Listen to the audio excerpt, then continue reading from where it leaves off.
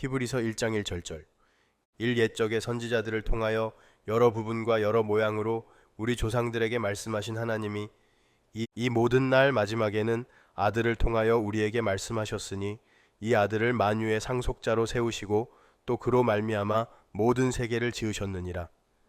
자, 이 히브리서는 왜 아들인가에 대한 내용이 전체적으로 기록이 되어 있는 거예요. 율법이 아니고 왜 아들이어야만 하는가?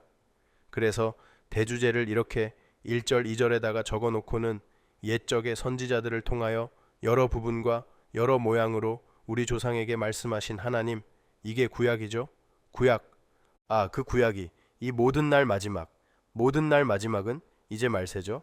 말세는 예수님의 십자가 이후의 모든 기간을 다 말세라 그래요. 십자가가 종말을 품고 이 땅에 들어온 거잖아요. 거기서 심판이 일어났으니까 이제 종말이죠. 이사야서에 보면 종말이, 심판이 창조를 앞선다는 말이 거기 나와요. 그건 뭐 게알디스 보사가 한 얘기가 아니라 성경이 한 얘기입니다. 이사야가. 그래서 마지막은 이미 창조성에 담겨서 이 땅에 오게 되는 거죠. 그 마지막에 아들을 통하여, 예수 그리스도를 통하여 우리에게 말씀하셨다. 이게 이제 신약이에요. 신약. 그래서 이 아들을 만유의 상속자로 세우시고 또 그로 말미암아 모든 세계를 지으셨다.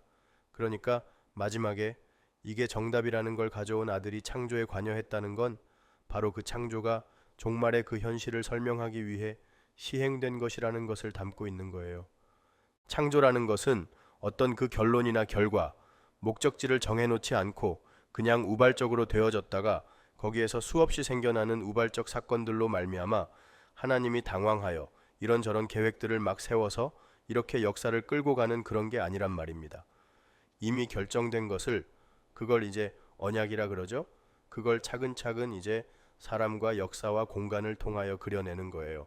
이 역사는 다 창세전 언약의 그림들이다. 이렇게 생각하면 되는 거죠. 이 히브리서는 이름이 그렇듯 히브리인들에게, 히브리 기독교인들 있죠? 그들에게 쓴 책이에요. 로마가 인구 분산 정책으로 여러 곳의 디아스포라로 유대인들을 보내잖아요. 그래서 저 사도행전 2장에 보면 천하 마을, 각국, 만국으로부터 사람들이 모였다 그러잖아요.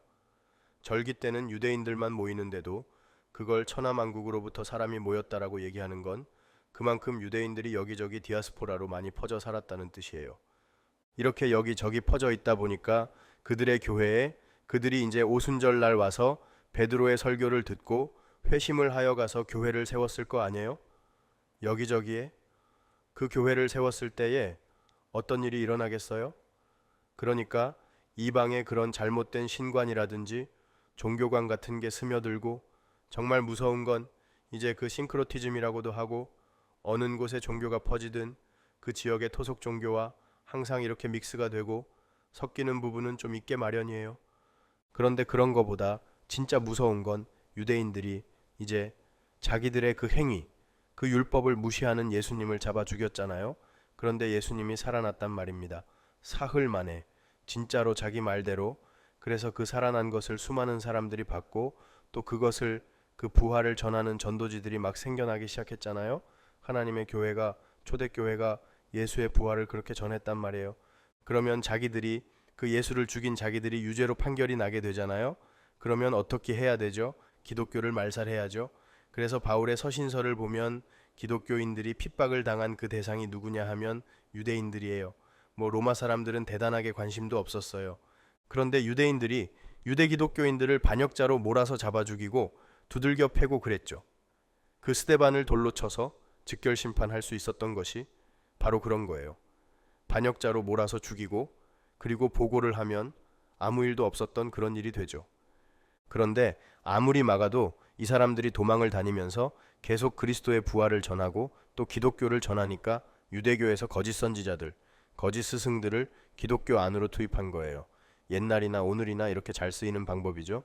그래서 거짓 교사, 거짓 선지자들은 전부 유대교에서 파송이 된 사람들인 거예요. 그래서 계시록에 보면 유대교를, 유대인을 사단의 회라고 얘기하죠. 그러니까 교회, 참 교회를 핍박하는 건 어디 외부에 있는 그런 그 사람들이 아니라 교회 안에 있는 거예요. 교회 안에서, 교회라는 큰 무리, 그 무리 안에서 그 마귀의 종으로 쓰이는 이들이 있어요. 그래서 이걸 오늘날 그대로 한번 가져와 보세요. 이건 뭐 예수님 당시에만 있었던 일이 아니라 역사 내내 있었던 건데, 그러니까 인간들의 그 자존심과 인간들의 그 행위의 가치를 챙기려고 하는 그런 이들이 종교인이에요. 물론 이들이 항상 우리는 예수 그리스도를 믿는 믿음으로만 구원을 받는다라고 하는 그 예수의 공로, 인간의 자존심을 묵살해버리는 거죠. 그거는 너희들은 아무것도 하는 게 없다고 이렇게 그런 사람들을 늘 핍박했죠. 다 때려 죽여요. 왜냐하면 네가 우리 인간 자체의 보편적 자존심을 이렇게 묵살할 수 있느냐? 라고 해서 그건 오늘날도 예수의 피, 십자가를 이야기를 하면 사람들이 굉장히 싫어해요. 뭔가를 하고 싶어서 어쩔 줄을 몰라. 심장이 뜨거워. 그게 뭐예요? 열심이죠? 그게 심장이 뜨겁다는 단어예요. 열심이라는 단어가 그 심장이 뜨거워서 이게 그냥 뭔가를 자꾸 하고 싶은 거예요. 인간들이. 그러니까 그런데 거기에다 대놓고 예수 그리스도 십자가가 다 완료했다고 얘기하면 그러면 우린 뭐야? 이렇게 되는 거죠. 그러니까 오늘날 기독교는 미완료 종교가 되어버린 거죠. 십자가에서 이미 예수님이 완료시켜 놓으신 걸 미완료로 끌어내려서 자기들의 어떤 열심을 보태려고 하는 그런 거죠. 그렇다고 해서 또 그런 말을 하면 아, 그럼 나는 아무것도 안 해야지. 아무것도 안 해야지가 뭐예요? 그 아무것도 안 하는 행함을 내가 하겠다는 거죠. 그게 행위예요.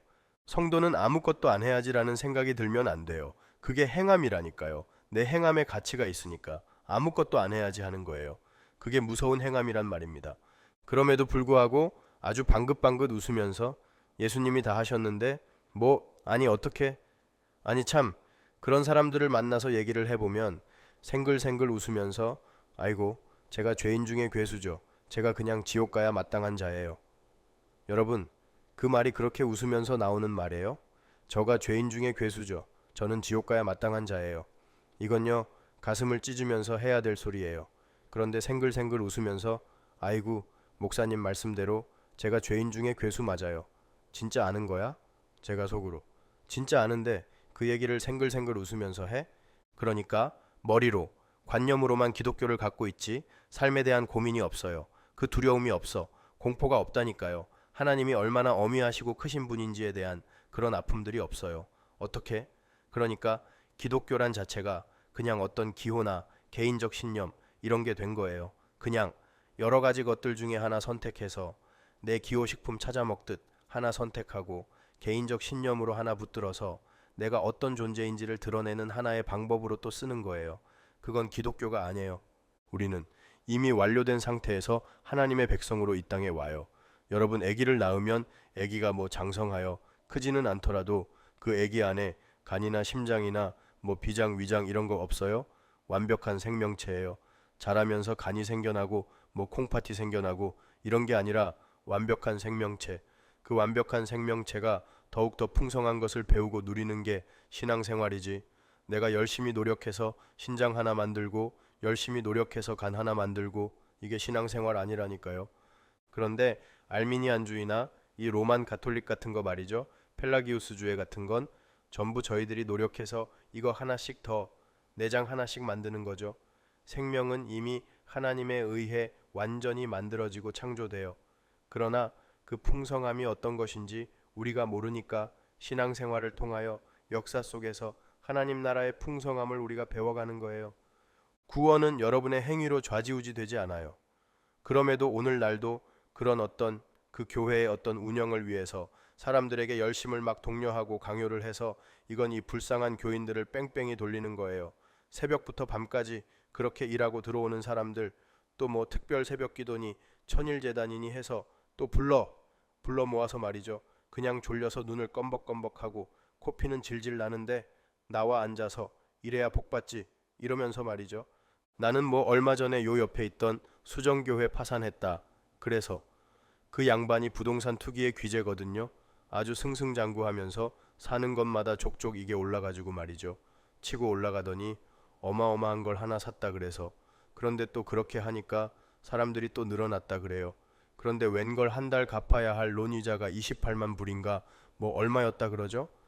한 달에 그만큼의 헌금을 거두려면 도대체 교인들이 헌금을 얼마나 해야 되는 거예요? 결국 파산해서 일간지에, 그것도 기독교 신문도 아니고 일간지에 어느 교회 아무개 목사가 파산 신청을 했는데 이건 하나님의 파산이다. 이게 무모한 짓이지. 이게 하나님의 파산이다. 이렇게 세상으로부터 조롱을 받고, 그러니까 사람들을 그냥 열심히 독려하여 사람들의 그 열심, 뜨거운 심장을 살짝 부채질을 해주면요, 사람들은 자기가 하나님 앞에서 뭘 한다고 착각들을 해요. 그러니까 집 팔고 뭐 콩팥 팔고 그래서 막 헌금하고 벽돌 한 장에다가 자기 이름 써주면 좋아해서 말이죠. 절에다가 기와장 올리는 거랑 뭐가 달라요? 그게 그런 열심, 그 어떤 한 사람의 그리고 한 집단의 야망이 비전이 서게 되면 사람들이 정신줄을 놓게 돼요. 그래서 그 비전을 향하여 예수, 하나님은 저 뒷전이고 그 비전이 신앙의 중심이 되어버린다니까요. 여러분, 교회는 비전을 세우는 집단이 아니에요. 하나님의 비전이 성취되어지는 공동체지. 무슨 교회가 비전이 있어요? CRC 교단에서도 말이죠. 매년 비전을 적어서 보내라고 하도 안 적어 보내니까 협박까지 해서. 무슨 비전이? 없는데 어떻게 적어 보내요? 없음. 그러면 또 이 사람이 나를 무시하는구나. 그래서 또 그냥 그럴까봐 또 그렇게도 못 보내고. 무슨 비전을 그렇게 물어봐요? 어디 인터뷰하러 가도 서머나 교회 비전이 뭐냐고. 양은요, 성도는 양은 지독한 근시라서 바로 눈앞에 목자의 지팡이 밖에 못 봐요. 그래서 수시로 그렇게 양떼들이 길을 잃어버려요. 앞에 가는 양의 꽁지를 놓치면 양은 그 무리를 찾을 재간이 없어요. 그래서 목자의 지팡이만 졸졸졸졸 쫓아다니는 거예요, 양이요. 그런데 그 양들에게 멀리 보고 비전을 내놓으라고 그러면 도대체 그 근시가 뭘 보느냐고요? 멀리 봐봐야 희미한데 여러분이 역사를 추측할 수 있어요? 앞으로 무슨 일이 어떻게 일어날지 추측이 가능하냐고요? 그런데 무슨 비전을 세워서 그걸 쫓아갑니까? 교회가? 그러니까 인간들의 행위 자체가 하나님 앞에서 전혀 쓸모가 없어요. 사실은. 그런데 하나님의 은혜 엔후이가 들어가면 우리가 뭔가를 먹으면 그게 소화가 되고 에너지로 밖으로 나오듯 그 은혜의 말씀이 들어가서 그 안에서 어떤 지향성과 방향성 그리고 그 하나님 나라에 대한 어떤 소원을 두고 행하게 하시게 한다고 했으니까 그런 것들이 우리 안에 생겨나는 거지. 난 이걸 할 거야, 안 할 거야. 이건 우리 것이 아니라고요. 그런데 기독교, 자기의 영원한 생명이 걸려 있다는 그런 기독교에 대해서 사람들이 고민하질 않아요. 그냥 상식대로 살아서 그냥 세상 사람들이 착한 것. 그러면 그렇게 합의해 놓은 거면 그냥 그거 좇아서 살면 괜찮은 걸로, 정의로운 것 그러면 그거 좇아서 살면 정의로운 걸로. 여러분 갈라디아서 3장에 보면 너희들이 율법을 지키려면 단 하나도 어기지 말고 완벽하게 다 지켜라. 그러죠? 3장 10절에 보면 온 율법의 온갖 항목을 모두 다 지켜야 된다고 그러죠? 안 그러면 어떻게 된다 그래요? 저주를 받을지어다 그래요. 그럼 여러분이 율법을 지키려면 단 하나도 빼놓지 말고 완벽하게 지키셔야 돼요. 완벽하게. 그런데 그 율법의 세목이 뭐 미슈나 미드라쉬까지 하면 수천 가지나 되는데 그거 다 지켜야 돼요. 지금도 완벽하게. 그런데 그 어떤 건 지키고 어떤 건 안 지키고 그래요. 율법은 하나님이 우리를 죄에 묶어두기 위해 주신 거란 말이에요. 너희들은 도대체 어떤 존재인지 알아먹니? 내 아들 예수만이 지킬 수 있는 게 바로 율법이란다. 그러니까 그 예수를 믿어. 그러는 거예요. 그 예수 안에 들어가서 사위일체가 되는 거예요. 예수님께서 내가 처소를 예비하러 간다. 그랬죠? 처소를 예비하러 가서 너희들에게 그 너희들이 거할 곳을 마련하러 간다. 그래 놓고 하나님이 그들에게 뭘 보내주느냐 하면 올라가서 성령을 보내주죠. 그러면 성령이 바로 우리 성도가 거할 처소예요. 그러면 성령과 함께 연합된 그곳에 하나님이 올 수 있어요? 없어요? 올 수 있죠. 그래서 우리 성도를 또 하나님의 처소라고 하는 거예요. 그러면 성도라는 존재 자체가 성부, 성자, 성령, 교회 이렇게 사위일체로 완성이 되는 거예요. 그런데 여기에서 성도가 자기의 존재성과 주체성을 우기기 시작하면 일체가 되지 않아요. 그러니까 그게 성도가 신이 된다는 뜻이 아니라 하나님이 누리는 모든 것을 성도가 공유하시겠다는 뜻이란 말이에요. 그리고 성도라는 것의 존재 양식이 메커니즘이 뭐냐 하면 성도가 다 비워지고 하나님이 채워지는 방식으로 교회가 완성이 된다는, 그게 다른 종교와 다른 거 아닙니까? 다른 종교는 전부 인간들의 열심과 노력이 가치가 있어서 그것에 의해서 성숙도가 결정이 된다고요. 그러나 기독교는 그게 아니란 말이에요.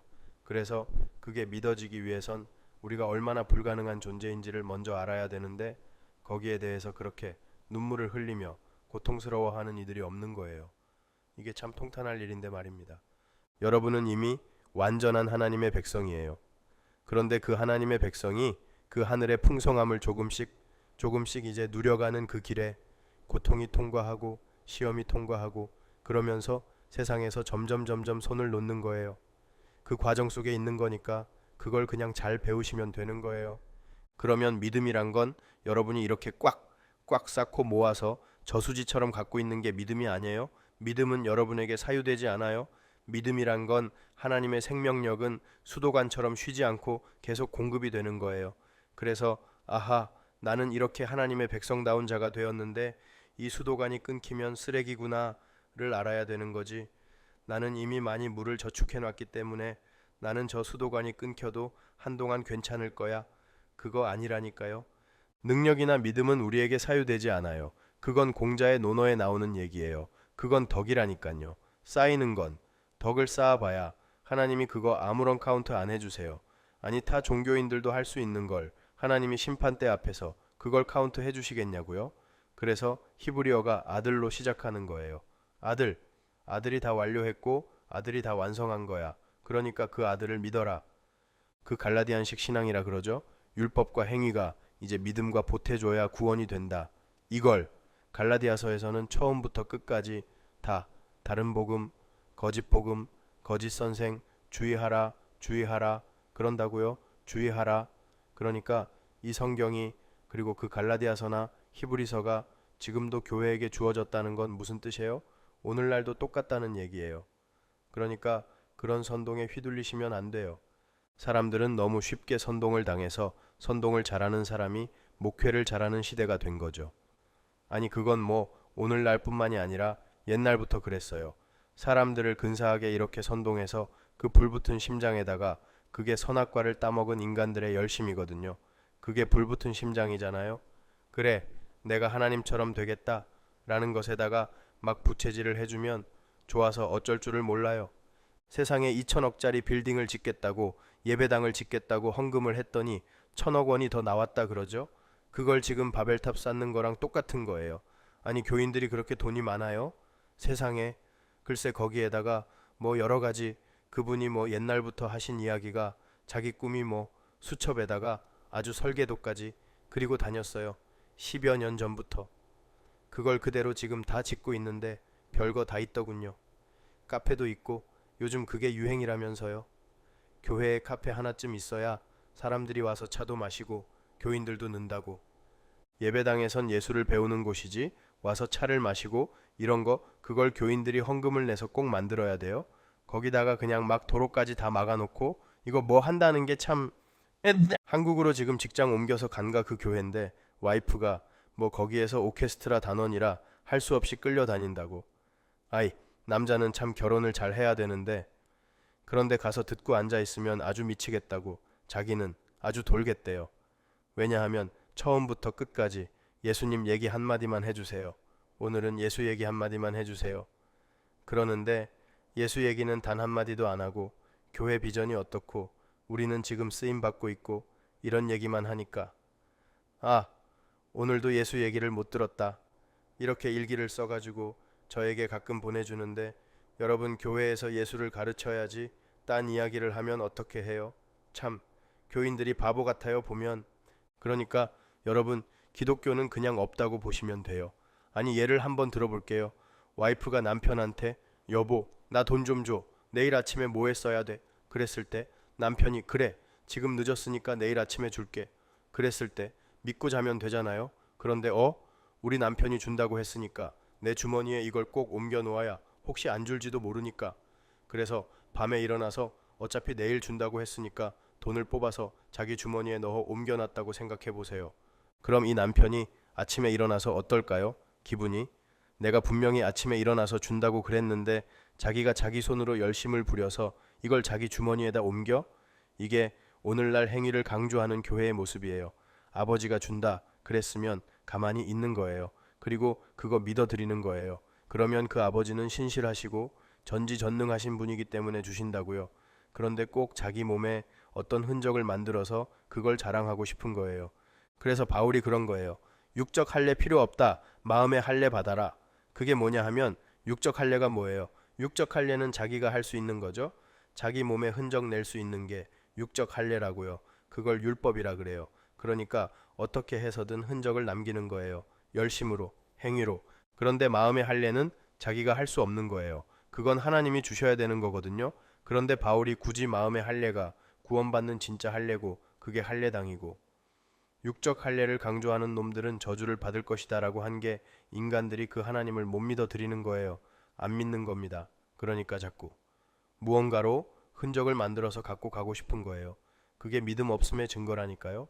우린 그냥 아버지가 내 안에 들어오셔서 그 아들이 완료해 놓으신 천국, 그 복음을 믿게 해 놓으시고 그로 말미암아 내 삶 속에서 격발 내지는 자기 부인의 증상들을 드러내며 사는 것이지 내가 뭘 한다, 안 한다, 그건 우리게 아니란 말이에요. 그 아들을 믿으세요? 히브리서는 전체가 다 그 아들, 그 휘장인 몸을 찢어 발겨서 생명나무로 가는 길을 탁 터버린 길 되신 예수, 그 예수에 대한 이야기예요.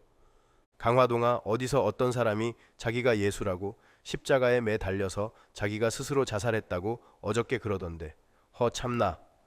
그 사람이 죽음으로 일어난 일이 뭐예요? 발생된 일이. 참 왜 이렇게 예수들이 많은지 몰라요. 오늘날 우린 예수의 공로로 그냥 거저 값도 없이 은혜 받고 살아나는 자들일 뿐입니다. 그 예수께 반응하세요.